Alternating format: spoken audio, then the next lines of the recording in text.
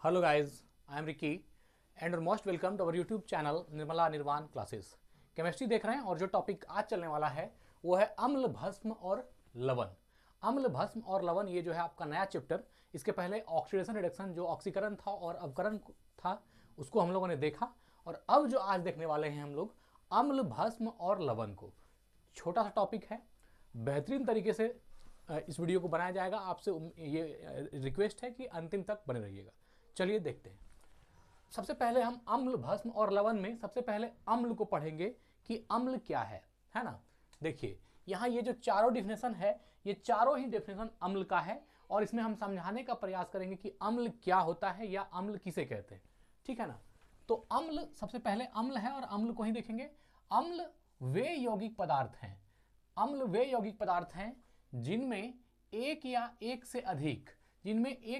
से अधिक विस्थापनशील हाइड्रोजन, है ना, विस्थापनशील हाइड्रोजन परमाणु विद्यमान हो। क्या बोला? अम्ल वे यौगिक पदार्थ हैं जिनमें एक या एक से अधिक विस्थापनशील हाइड्रोजन परमाणु विद्यमान हो। विस्थापनशील हाइड्रोजन परमाणु का मतलब क्या हुआ? ऐसा हाइड्रोजन परमाणु जो विस्थापनशील है, अर्थात कि वह विस्थापित होने का गुण रखता है। मतलब कि अगर वह है किसी यौगिक में तो वहां से वो हट करके वहां दूसरे तत्व को ला सकता है, और वह जो है वहां से हट सकता है। मतलब कहने का सिर्फ इतना है कि हाइड्रोजन जो है वह विस्थापनशील है, अर्थात वह वहां से विस्थापित होगा। तो क्या बोला?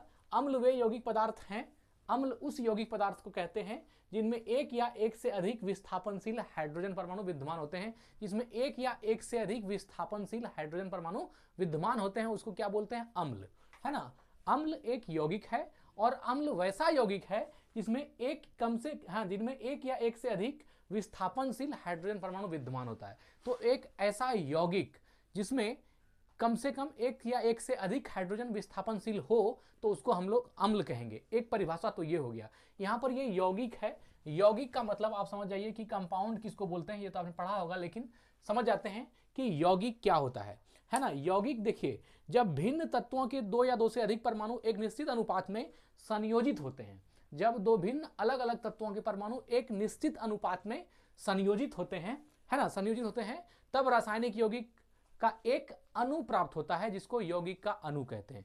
अलग अलग तत्व है और वह एक निश्चित अनुपात में मिला और मिल करके यौगिक के एक मॉलिक्यूल का एक अणु का निर्माण किया, और उसी को हम लोग क्या बोलते हैं? ढेर सारा जब अणु बनता है तो उसको हम लोग यौगिक कहते हैं। बहुत सारे अणुओं के समूह को यौगिक कहते हैं, लेकिन मेन परिभाषा जो यौगिक का होगा वो यही होगा कि जब दो अलग अलग तत्वों के परमाणु आपस में एक निश्चित अनुपात में मिल करके जो है परमाणु, अलग अलग तत्वों के परमाणु आपस में एक निश्चित अनुपात में मिल करके एक यौगिक के अणु का निर्माण करते हैं, और वही बहुत सारे अणु मिल करके क्या होते हैं? एक यौगिक बनते हैं, एक कंपाउंड बनते हैं।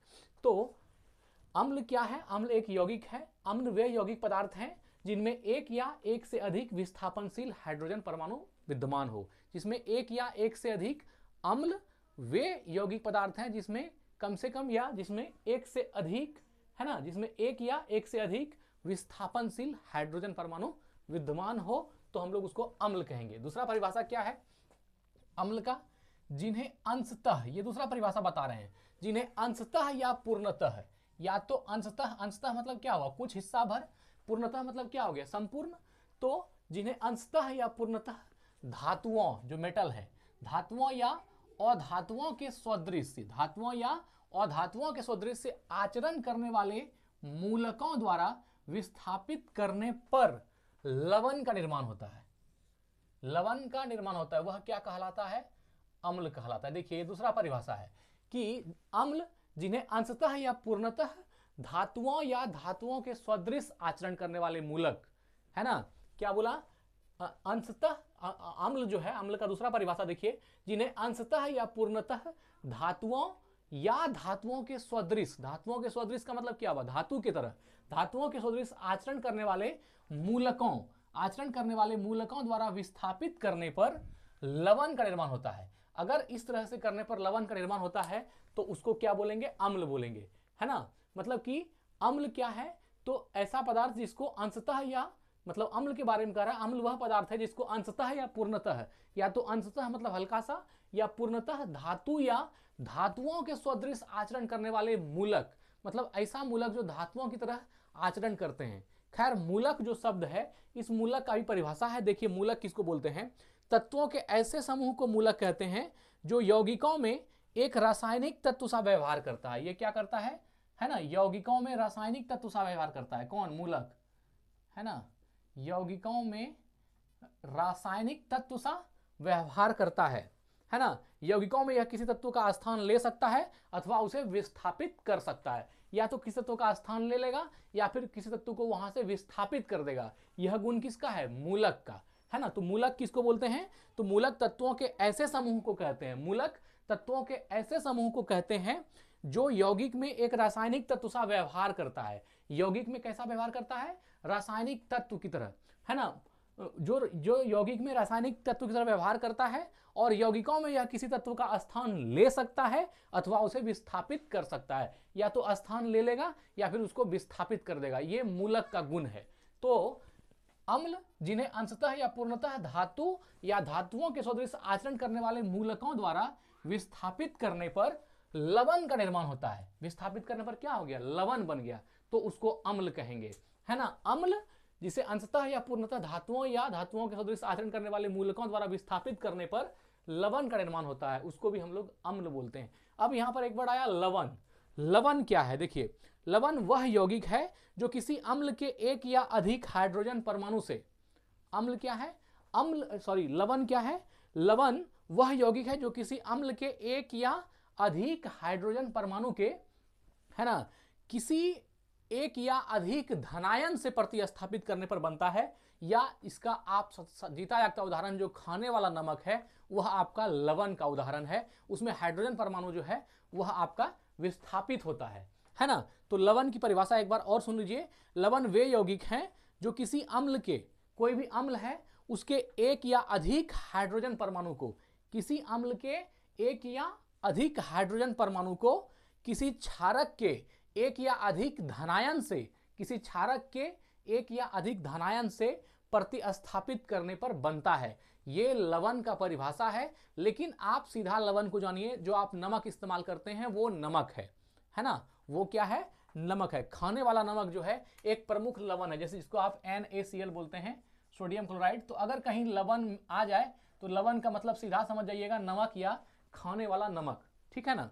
तो इसमें होता क्या है कि हाइड्रोजन विस्थापित होता है और एक क्षारक से, तो इसलिए इसको जो है लवण की परिभाषा उस तरह से दी जाती है, ठीक है ना, जो हमने अभी आपको सुनाया, ठीक है? लेकिन आपसे ज्यादा नहीं है, लवण का मतलब नमक NaCl। चलिए ठीक है।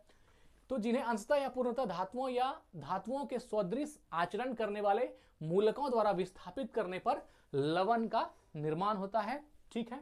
चलिए अब देखिए तीसरा डिफिनेशन जो अम्ल का ही है ना? जो क्षारक या क्षार से, जो क्षारक या क्षार से अभिक्रिया कर लवण एवं जल बनाते हैं वो क्या कहलाते हैं? वो अम्ल कहलाते हैं, है ना? अम्ल का परिभाषा क्या हुआ? जो क्षारक या क्षार से। अब क्षारक का मतलब क्या हुआ? यहां पर आपको क्षारक का परिभाषा जानना होगा कि क्षारक क्या होता है। वे रासायनिक यौगिक, क्षारक वे रासायनिक यौगिक होते हैं जो पानी में घुलकर हाइड्रोक्साइड आयन बनाते हैं, है ना? पानी में घुल करके क्षारक क्या करेगा? क्षारक वे रासायनिक यौगिक होते हैं, है ना, जो पानी में घुल के हाइड्रोक्साइड जो OH, है ना, हाइड्रोक्साइड आयन बनाते हैं, है ना? क्षारक को क्षारीय भी कहा जाता है। इसी क्षारक को क्या बोलते हैं? क्षारीय भी कहा जाता है। तो ये पानी में घुल के OH- आयन जो बनाएगा वो क्षारक कहलाता है ना? तो क्षारक किसको बोलेंगे? वे रासायनिक यौगिक। क्षारक वे रासायनिक यौगिक होते हैं जो पानी में घुलकर हाइड्रोक्साइड आयन बनाते हैं। ये जो OH टाइप का ये आयन बनाते हैं वे क्षारक कहलाते हैं, ठीक है? तो ये आप क्षारक का परिभाषा जान गए। अब बचा क्षार। क्षार एक रसायन है जो पानी में घुल जाता है और अम्लों के साथ मिलकर लवण बनाता है। अब यहां से क्षार की भी परिभाषा आप जान लीजिए। क्षारक को जाने, अब क्षार को भी जान लीजिए।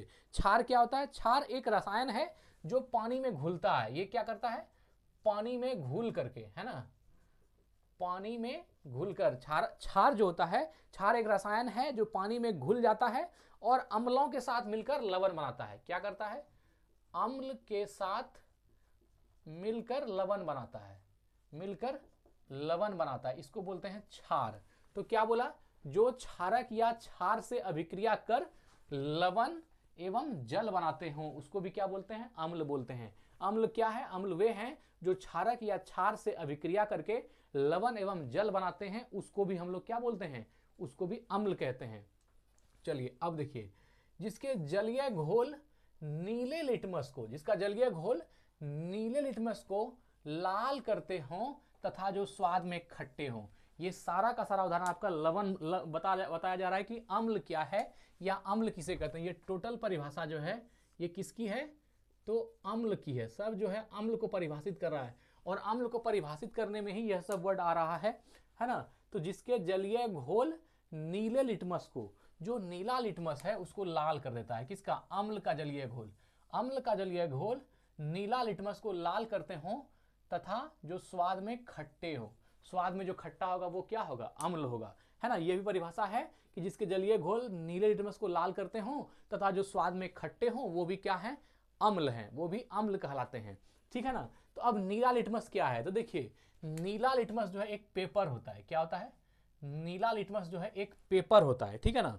और यह पेपर है, और यह जो पेपर नीला लिटमस जो बनाई जाती है एसिड और बेस के बीच अंतर स्पष्ट करने के लिए बनाया जाता है। कौन सा, ये नीला लिटमस पेपर। तो नीला लिटमस पेपर जो है एसिड और बेस के बीच अंतर करने के लिए इस्तेमाल होने वाला एक प्राकृतिक संकेत है। मतलब कि उस पर जो है आप एसिड या इसको अम्ल या बेस को गिरा करके आप उस पर पता कर सकते हैं, है ना। दोनों का अंतर इससे ज्ञात कर सकते हैं। ठीक है ना, एसिड और बेस का। तो नीला लिटमस जो है एक पेपर है जो एसिड और बेस के बीच अंतर करने के लिए इस्तेमाल होने वाला एक प्राकृतिक संकेतक है, और इसको बनाया जाता है ताकि इससे एसिड और बेस की जो है जांच हो सके। तो इसके जलीय घोल नीले लिटमस को लाल करते हों तथा जो स्वाद में खट्टे हों। ये क्या करता है, स्वाद में खट्टा होता है। आप जानते हैं कि अम्ल जो है नीले लिटमस को लाल करता है, ये हम लोग पढ़े थे। इसका एक ट्रिक है अनील। अनील, अनील इसका मतलब हुआ अम्ल नीले लिटमस को लाल करता है। अम्ल नीले लिटमस को लाल करता है, अनील। एक होता है छलनी, छलनी, क्षार, है ना, लाल लिटमस को नीला करता है। ऐसे करके ट्रिक है, हम लोग इसको याद किए थे। ठीक है ना। अम्ल नीले लिटमस को लाल कर देता है। ये तो यहां भी आप देख रहे हैं, जिसके जलीय घोल नीले लिटमस को लाल करते हैं वो अम्ल है, तथा जो स्वाद में खट्टे हो वो अम्ल होते हैं। ठीक है। अब अम्ल के गुण हैं, देखिए नीचे कुछ अम्ल के गुण लिखे हुए हैं। अम्ल जो होते हैं स्वाद में खट्टा होता है। अम्ल क्या होता है, स्वाद में खट्टा होता है। एसिडिक है तो अम्ल जो है स्वाद में खट्टा होगा। इसमें अच्छे एवं प्रबल अम्ल विद्युत के सुचालक होते हैं। अच्छे एवं प्रबल अम्ल का क्या मतलब हुआ, जो एक रियल अम्ल का जो गुण है इसमें, और जो है ना वह, और जो प्रबल अम्ल है मतलब एसिडिक जो ज्यादा है वह क्या है, विद्युत का सुचालक होता है। एसिड जो है, जो ज्यादा एसिडिक है वह विद्युत का सुचालक होगा। तो अच्छे एवं प्रबल अम्ल जो हैं वे विद्युत के सुचालक होते हैं। ठीक है। अम्ल धातु से क्रिया करके हाइड्रोजन गैस मुक्त करता है। ये भी मोस्ट इंपॉर्टेंट है कि जो एसिड होता है, जो अम्ल होता है, वह धातु के साथ अभिक्रिया करेगा और हाइड्रोजन गैस को क्या करेगा, मुक्त कर देगा, है ना। हाइड्रोजन गैस को मुक्त करता है। ठीक है। तो अम्ल धातु से क्रिया करके हाइड्रोजन गैस को मुक्त भी करता है। आगे है भस्म एवं क्षार से प्रतिक्रिया करके लवण और जल बनाता है। जब भस्म से प्रतिक्रिया करेगा तो लवण बनेगा, और क्षार से प्रतिक्रिया करके जल बनाता है ना। भस्म एवं क्षार से प्रतिक्रिया करके लवण और जल बनाता है। यहां पर जो आपका भस्म है, तो भस्म किसको बोलते हैं, भस्मीकरण की प्रक्रिया को, है ना, प्रक्रिया से प्राप्त राख को भस्म कहते हैं। भस्मीकरण की प्रक्रिया से प्राप्त राख को भस्म कहते हैं।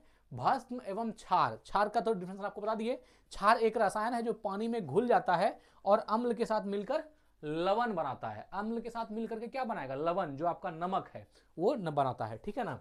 तो अम्ल भस्म का भी डिफरेंस आपको मालूम हो गया, और क्षार का भी। तो भस्म एवं क्षार से प्रतिक्रिया करके ये क्या बनाएगा, लवण और जल बनाएगा। ठीक है ना। क्षार जो है मूल रूप से, जो इसको क्षार बोलते हैं, यह एक रसायन है जो पानी में घुल जाता है और अम्लों के साथ मिलकर, पानी में घुलेगा क्षार और अम्ल के साथ मिलेगा, पानी में घुलेगा क्षार और अम्ल के साथ मिलकर के क्या बनाएगा, जल बनाएगा, है ना, जल बनाता है। तो भस्म एवं क्षार से प्रतिक्रिया कर लवण और जल बनाता है। और पांचवा है नीले लिटमस पत्र तथा मिथाइल ऑरेंज को लाल कर देता है। नीला लिटमस तो आप जानते ही हैं, अभी हमने बताया। नीला लिटमस जो है एक पेपर होता है। नीला लिटमस क्या होता है, एक पेपर होता है यह एक प्राकृतिक संकेतक है जिससे एसिड और बेस की जो है, कौन चीज एसिड है और कौन चीज बेस है ये पता होता है। एसिड और बेस की जो प्रकृति मालूम हो जाती है किससे? नीले लिटमस से, है ना। तो यह एक पत्र है, नीला लिटमस पत्र तथा मिथाइल ऑरेंज। अब ये मिथाइल ऑरेंज क्या है? मिथाइल ऑरेंज को लाल कर देता है। तो यह जो मिथाइल ऑरेंज है यह भी एक तरह से प्राकृतिक संकेतक ही है। कौन? Methyl orange. ये जो है एक कार्बनिक यौगिक है। मिथाइल ऑरेंज क्या है? एक कार्बनिक यौगिक है। मिथाइल ऑरेंज एक कार्बनिक यौगिक है ना, जो पीएच संकेतक के रूप में इस्तेमाल होता है। किस रूप में? पीएच संकेतक के रूप में। पीएच संकेतक के रूप में इस्तेमाल होता है। कौन के रूप में इस्तेमाल होता है? किसका? मिथाइल ऑरेंज का। कार्बनिक यौगिक है और पीएच संकेतक के रूप में मिथाइल ऑरेंज का इस्तेमाल होता है। यह अम्लीय माध्यम में लाल रंग, अगर अम्लीय माध्यम है ना, अम्लीय माध्यम में लाल रंग, है ना, अम्लीय माध्यम में लाल रंग और क्षारीय माध्यम में पीला रंग दिखाता है। और अगर क्षारीय माध्यम है तो क्षारीय माध्यम में पीला रंग दिखाएगा। कैसा दिखाएगा? पीला रंग दिखाता है। यह भी जो है मिथाइल ऑरेंज भी जो है एक प्राकृतिक रूप से बनाया गया संकेतक है ना। तो यह अम्लीय माध्यम में मिलेगा और अम्लीय माध्यम में मिलकर कैसा रंग दिखाएगा? तो लाल दिखाएगा। अर्थात मिथाइल ऑरेंज पर भी अगर अम्ल को प्रवाहित किया जाए तो वह कैसा दिखेगा? लाल दिखेगा। और मिथाइल ऑरेंज पर अगर क्षारीय माध्यम को दिया जाए या क्षारीय चीज को रखा जाए, गिराया जाए इसके ऊपर, मिथाइल ऑरेंज के ऊपर, तो वह कैसा दिखेगा? पीला दिखेगा। कैसा दिखेगा? पीला रंग दिखाएगा। तो चाहे नीले लिटमस हो या मिथाइल ऑरेंज हो, यह एक तरफ से वैज्ञानिक द्वारा बनाया गया एक जो है प्राकृतिक संकेतक है जिससे एसिड और बेस का जो है आपको ज्ञान हो जाता है। तो नीले लिटमस पत्र तथा मिथाइल ऑरेंज को लाल कर देता है। कौन? अम्ल। अम्ल नीले लिटमस पत्र और मिथाइल ऑरेंज को लाल कर देता है। तो आज जो है अम्ल को अभी इतना सा हमने सिर्फ ये जाना है कि अम्ल क्या है या अम्ल किसको कहते हैं। अभी इसमें अम्ल में और भी कुछ टॉपिक हैं जिसको हम आपके सामने लेकर के आएंगे। ठीक है, आज यही वीडियो को एंड करते हैं। धन्यवाद, स्वस्थ रहें, अपना ख्याल रखें। जय हिंद, जय भारत।